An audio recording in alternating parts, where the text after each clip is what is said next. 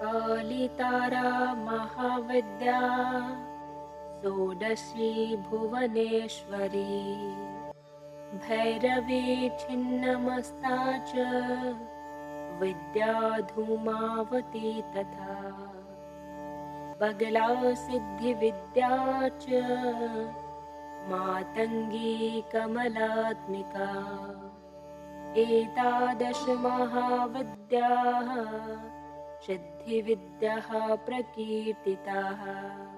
ॐ cream कालिकायै नमः।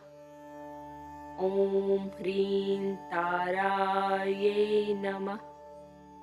ॐ श्रीं त्रिपुरासुन्दर्यै नमः। ॐ ह्रीं भुवनेश्वर्यै नमः। ॐ ह्रीं भैरवै नमः। ॐ ह्रीं छिन्नमस्तायै नमः। ॐ धूं धूमावत्यै नमः। ॐ ह्लीं बगलामुखी नमः।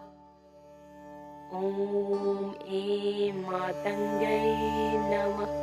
ॐ श्रीं कमलालये नमः।